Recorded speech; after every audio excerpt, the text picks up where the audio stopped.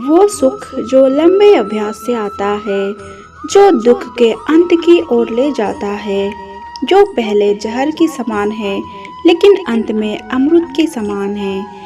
इस तरह का सुख अपने मन की शांति से उत्पन्न होता है।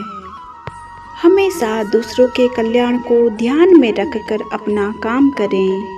भगवान की शांति उनके साथ है जिनके मन आत्मा में सामंजस्य है और इच्छा और क्रोध से मुक्त है, जो अपनी आत्मा को जानते हैं। वो बुद्धि से जीतते हैं, जो अपने आप को सब में और सब में अपने को देखते हैं। इंद्रियां शरीर से ऊंची है, मन इंद्रिय से ऊंचा है। मन के ऊपर बुद्धि है और बुद्धि के ऊपर आत्मा है। इस प्रकार जो सर्वोच्च है उसे जानकर आत्मा को अहंकार पर शासन करने दे। स्वार्थी इच्छा वाला भयंकर शत्रु का वध करने के लिए अपनी शक्तिशाली भुजाओं का प्रयोग करें। इस ब्रह्मांड में परिवर्तन निश्चित है, नियमित है। आप एक पल में करोड़पति या कंगाल हो सकते हैं। भय और चिंता दो शत्रु हैं जो हमारे कल्याण में बाधक हैं। हमें उन्हें अपने दिमाग से पूरी तरह से मिटाने का प्रयास करना चाहिए। तुम खाली हाथ आए हो और खाली हाथ चले जाओगे। मनुष्य अपने विश्वास से बनता है, जैसा वो मानता है वैसा ही वो है। जो व्यक्ति संदेह करता है उसे कुछ हासिल नहीं होता। शंका करने वाला प्राणी कभी सुख नहीं रहता। जब मन व्याकुल हो तब कोई भी निर्णय ना लें। भरे हुए मन से लिया गया निर्णय कभी सही नहीं होता। यदि आपका आपके मन पर नियंत्रित नहीं है तो आपका मन आपके दुश्मन के समान है। मन बहुत चंचल होता है, इसे वश में रखना मुश्किल है पर असंभव नहीं। अभ्यास से इसे वश में किया जा सकता है। जिसका जन्म हुआ है उसकी मृत्यु निश्चित है, इसलिए जो हुआ है उसका शोक करना व्यर्थ है। आप भविष्य को नहीं जानते, इसलिए आने वाले कल की चिंता में आज दुख मत होना। आप केवल भविष्य का स्वागत कर सकते हो और इसके संवारने के लिए आज कर्म कर सकते हो। आपके अधिकार में सिर्फ कर्म करना है, इसलिए कर्म करें, फल की चिंता ना करें। जब कोई भी कर्म करने में आपको फल की चिंता नहीं रहती तो वो आपको जकड़ता नहीं है।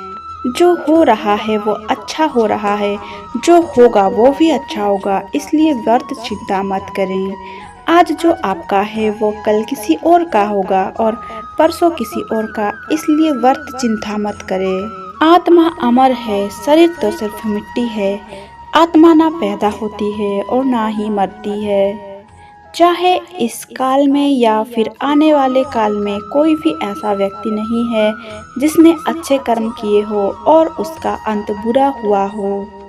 जब इंसान की ज़रूरत बदल जाती है तो उसके बात करने का तरीका भी बदल जाता है। अहंकार सर्वनाश की ओर ले जाता है। समय सबसे बलवान है। तुम इस धरती पर मेहमान हो, मालिक नहीं, इसलिए अहंकार छोड़ दो। जिसे तुम्हें अपना समझकर मग्न हो रहे हो, बस यही भावना तुम्हारी दुख का कारण है।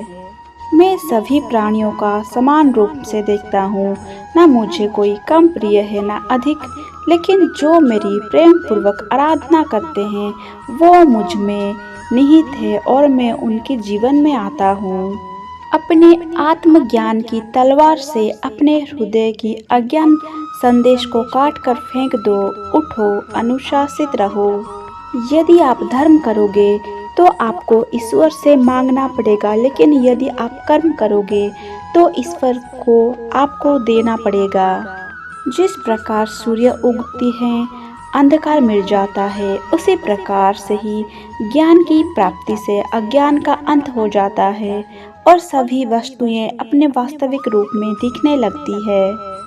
जो व्यक्ति कर्म तो करता है परंतु वो स्वार्थ प्रेरित होकर फल की चिंता करता है, ऐसा व्यक्ति दुखी और बेचैन रहता है, क्योंकि उसे सिर्फ इस बात की चिंता रहती है कि फल क्या मिलेगा।